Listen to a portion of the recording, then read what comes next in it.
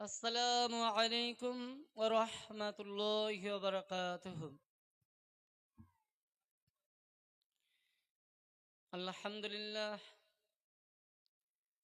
নাহমাদুহু ওয়া নাস্তাঈনুহু ওয়া নাস্তাগফিরুহ ওয়া নাউযু বিল্লাহি মিন শুরুরি আনফুসিনা ওয়া মিন সাইয়্যাতি আমালিনা। মান ইয়াহদিহিল্লাহু ফালা মুদিল্লা লাহু ওয়া মান ইউদ্লিলহু ফালা হাদিয়া লাহু। وأشهد أن لا إله إلا الله وحده لا شريك له واشهد ان محمدا عبده ورسوله الذي ارسله بالحق بشيرا ونذيرا وداعيا الى الله باذنه وسراجا منيرا. فاعوذ بالله من الشيطان الرجيم. بسم الله الرحمن الرحيم. لا تقربوا الزنا إنه كان فاحشة وساء سبيل. وقال النبي صلى الله عليه وسلم: فالعينان زينهما النظر والأذنان زينهما الاستماع واللسان زينه القلم واليد زينها البطش. في حديث صحيح. ना दुनिया तेरा ना आखिरा तेरा, ना दुनिया तेरा ना आखिरा तेरा, दोनों जहां में जिल्लत और रुसवाई तेरा। लज्जतों के लिए तू गुनाह मत कर ऐ नौजवान, लज्जतों के लिए तू गुनाह मत कर ऐ नौजवान। लज्जत तेरा चला जाएगी लेकिन गुनाह बाकी रह जाएगा। रब इश्रह ली सदरी व यस्सिर ली अमरी वाहलुल उक़दतम मिन लिसानी यफ़क़हू कौली रब्बि ज़िदनी इल्मा। আমরা সর্বপ্রথম মহান করুণাময় ইলাহুল আলামিন রব্বে যুল জালাল খালিকুল আরশ মালিকে কায়নাত যে রব্বুল আলামিন সর্ব উৎকৃষ্ট জাতির ভেতর থেকে আমাদেরকে মানব জাতি হিসেবে সৃষ্টি করেছেন এবং মুসলিম ধর্মের ইসলাম ধর্মের অনুসারী করে সৃষ্টি করেছেন এবং আমাদের সেই কিছু মুসলিমদেরকে ইসলামের বাণী শোনার জন্য এই জালসার মজলিসে কিছু মুসলিমদেরকে একত্রিত হওয়ার সুযোগ দিয়েছেন বলে আলহামদুলিল্লাহ। বিশ্বনবী সাল্লাল্লাহু আলাইহি ওয়াসাল্লামের প্রতি আল্লাহ সুবহানাহু ওয়া তাআলা অশেষ দয়া সালামত বর্ষিত হোক বলে আল্লাহুম্মা সাল্লি আলা আল্লাহুম্মা বারিক আলা। এরপর আমি আন্তরিক শুভেচ্ছা জানাচ্ছি এই জালসা যারা দিয়েছেন কমিটি এবং এই জালসার সভা পরিচালনকারী সভাপতি সাহেবকে এবং যারা দূর দূর থেকে এসেছেন সামনে বসে আছেন পর্দার আড়ে থাকা মা বোনদেরকে সকলকে আমার আন্তরিক সালাম ও আন্তরিক শুভেচ্ছা। প্রিয় ভাই, আজকে সংক্ষিপ্ত সময় থেকে লক্ষ্য রেখে যে বিষয়টা নিয়ে আমি আলোচনা করব বলে ইচ্ছে পোষণ করেছি, বিষয়টা খুব ইম্পর্টেন্ট ও জটিল বিষয়। যেহেতু আজকে আমি যে ট্যাবলেট দিব, আজকে যে ওষুধ দিব, অনেক ইসলামিক ওষুধ আছে কিন্তু অতগুলো রোগ নেই যে সব ক্ষেত্রে সব ওষুধ প্রয়োজন হয় না। কিছু ওষুধ আছে রোগের কাজ একটু কম রয়েছে, কম রোগ ওষুধ কম। কিন্তু আজকে যে বিষয়টা বা যে ওষুধটা আপনাকে দিব, এই ওষুধটার রোগ কিন্তু প্রচুর প্রচুর সীমাহীন রোগী আছে, প্রচুর রোগী, অনেক 100-র ভেতরে 99% মানুষ রোগী আছে। সেই রোগের ওষুধ আপনাদের দেবো ইনশাআল্লাহ তাআলা। আমি আল্লাহর কাছে দোয়া করি রব্বুল আলামিন আমার বলার পরে এবং আপনাদেরকে শ্রবণ করার পরে যে বলছে তাকে আর যতগুলো লোক শুনছেন তাদেরকে তার প্রতি আমল করার তৌফিক বলে আল্লাহুম্মা আমিন। যারা প্যানেল বাইরে ঘুরে বেড়াচ্ছ ভাই, আমি আগে বলেছি এটা কিন্তু জালসা, এটা মেলা নয়, এটা কোনো উৎসব নয়, এটা বিয়ে বাড়ির অনুষ্ঠান নয়। তাই তোমরা আশেপাশে ঘোরাঘুরি না করে জালসার প্যানেলে এসে বসো ভাই, না হলে কিন্তু তোমার জন্য খারাপ হবে। এটাই আমি আজকে যে বিষয় নিয়ে আলোচনা করব, বিষয়টির নাম হচ্ছে ব্যভিচার। ব্যভিচার, অবৈধ সম্পর্ক। যদি আপনি মনে করেন অবৈধ সম্পর্ক জিনিসটা কি মৌলানা সাহেব, আপনাকে একটু ভেঙে চুরি বলি।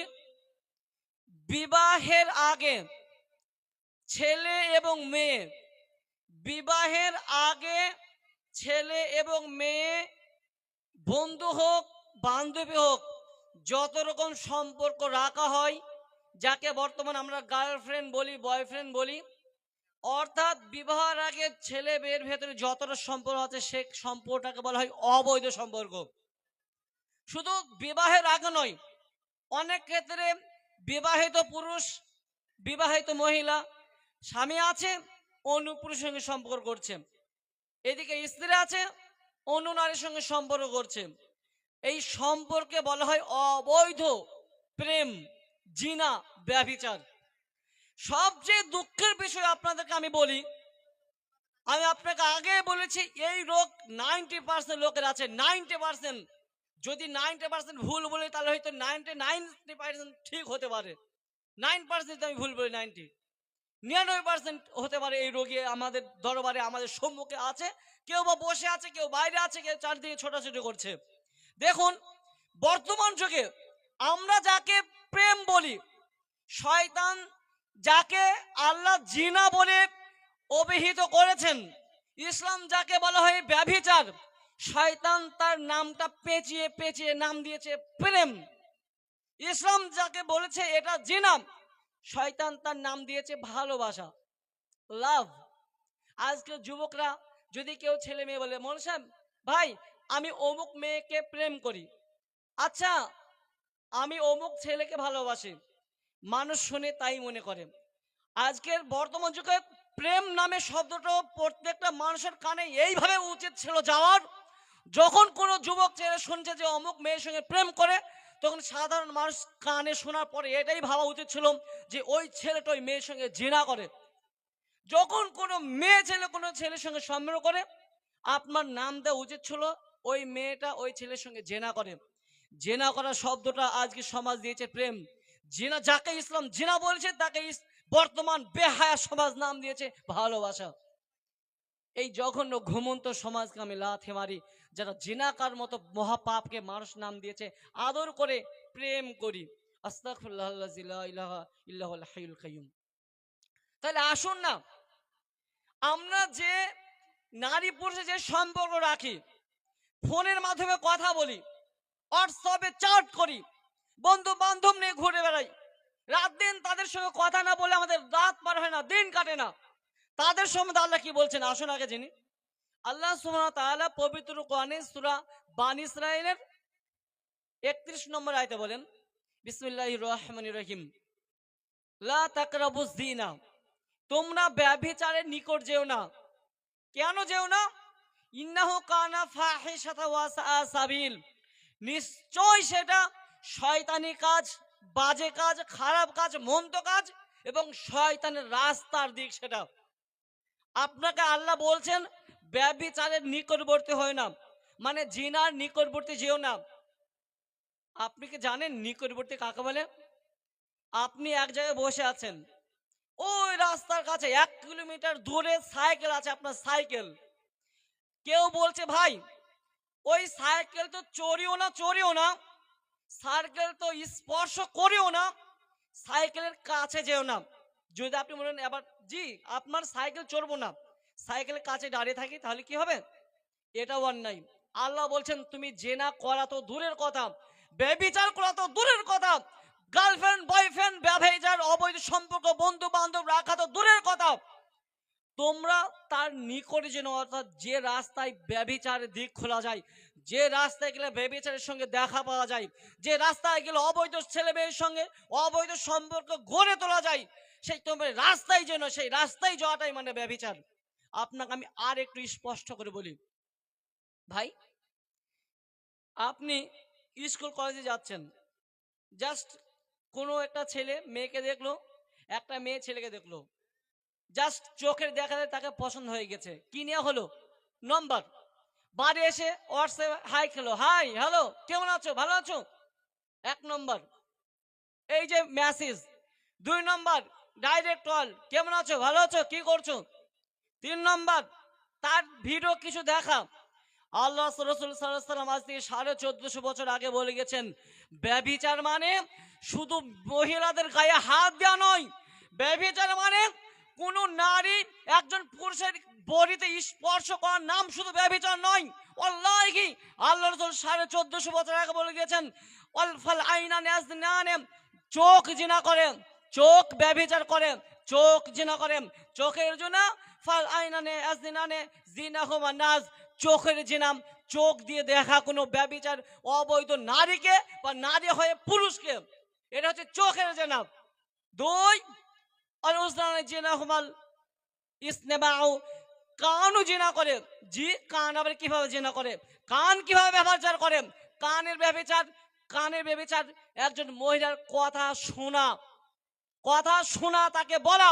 আল্লাহ আবার বলছেন মানুষের জিহ্বা জেনা করে, মুখের জেনা কি, তার সঙ্গে রোমান্টিক রোমান্টিক কথা বলা।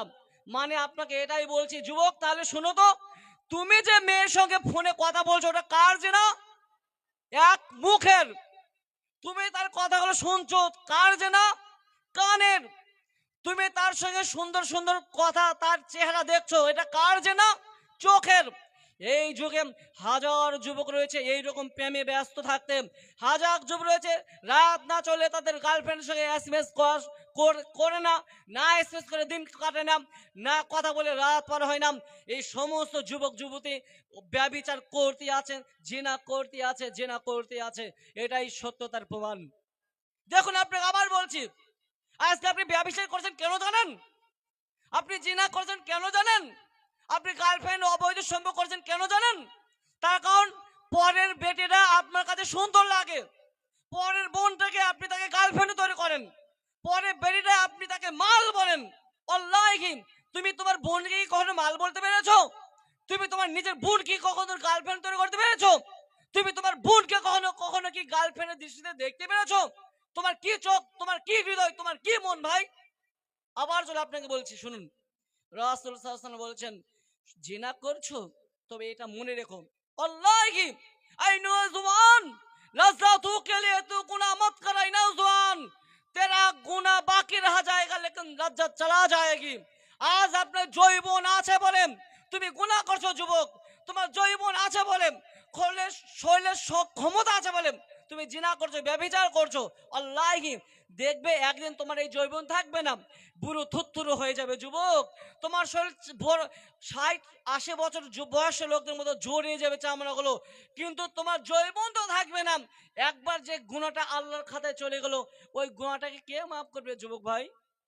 একটা বাবের শাস্তি, একটা ভুলে মাসুল দিতে দিতে 1000 বছর পার হয়ে যাবে, আর একটা ভুলে মাসুল কিভাবে তুমি দিবে ভাই।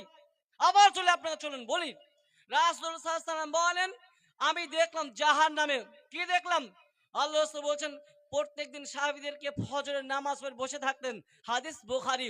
রাসূল সাল্লাল্লাহু আলাইহি ওয়াসাল্লাম সাহাবীদেরকে নিয়ে বলছেন, বসে আছেন এমন সময় বলছেন, ও আমার সঙ্গী সাথীরা তোমরা জানো আজকে স্বপ্নে কি দেখলাম, কি আজকে স্বপ্নে দেখলাম যে জাহান্নামের ভেতরে, জাহান্নামের ভেতরে একটা গভীর গর্ত, ওই গর্তের আগুনগুলো যেমন ফুটন্ত পানির মতো ঢেউ উঠছে, ঢেউ উঠছে, জাহান্নামের ঢেউ যখন জাহান্নামের গর্তের মুখের কাছে চলে আসছে, ঠিক কিছু নারী এবং পুরুষ, উলঙ্গ নারী পুরুষ ওই ঢেউয়ের সঙ্গে সঙ্গে উপরে ভেসে উঠছে, আবার আগুনের ফুলকাগুলো নিচে চলে যায়, তারা আবার নিচে গভীরে চলে যায়।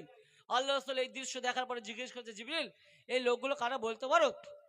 আল্লাহ রাসূলকে বলছেন, জিবরিল বলছে, রাসূলুল্লাহ এই নারী হচ্ছে, এই পুরুষগুলো হচ্ছে আপনাদের উম্মতের ব্যভিচারী নারী পুরুষ।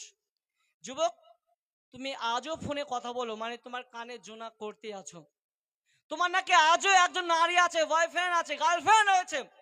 তোমাদের মতো এমন একটা যুবকের আপনাকে কথা বলে আমি শেষ করবো ইনশাআল্লাহ। একজন যুবক সে ইসলাম কবুল করার আগে তার একটা গার্লফ্রেন্ড ছিল ভাই, বিশ্বনবী সাল্লাল্লাহু আলাইহি ওয়াসাল্লামের কাছে এসে বলছে, রাসূলুল্লাহ আমার আগের একটা গার্লফ্রেন্ড আছে, একজন একজন নারী আছে, আমি তাকে গার্লফ্রেন্ড, তার সঙ্গে আমি ব্যভিচার সম্পর্ক করেছি, মানে আমি ইচ্ছে করছি আমি তার সঙ্গে ব্যভিচার করবো, আপনি কি অনুমতি দিবেন। সাহাবী তারা বকছেন, ইয়া রাসূলুল্লাহ, ওকে আপনি হুকুম দিন, ওকে মারছি। কার সঙ্গে কার কথা? বিশ্ব নবীর কাছে যাচ্ছে ব্যভিচার করার অনুমতি। রাসূল সাল্লাল্লাহু আলাইহি ওয়াসাল্লাম বললেন, তুমি থামো, তোমরা থামো। সেই ব্যক্তি আল্লাহর সাথে ডাকলেন আর বলছেন, আচ্ছা তুমি ব্যভিচার করবে? জি হ্যাঁ। তুমি জিনা করবে? জি হ্যাঁ। আচ্ছা তুমি তোমার বোনের সঙ্গে জিনা করো। ইয়া রাসূলুল্লাহ, আমার বোন? আমার বোনের সঙ্গে কিভাবে জিনা করব? ও আচ্ছা, তোমার বোন মানে তোমার বোনের সঙ্গে জিনা করবে না? জি না। তাহলে যদি কেউ তোমার বোনের সঙ্গে জিনা করে তাহলে কি করবে? ইয়া রাসূলুল্লাহ, যদি কেউ আমার বোনের সঙ্গে জিনা করে তাহলে তাকে আমি মেরেই ফেলবো। আচ্ছা, তাহলে তুমি তোমার মায়ের সঙ্গে জিনা করো।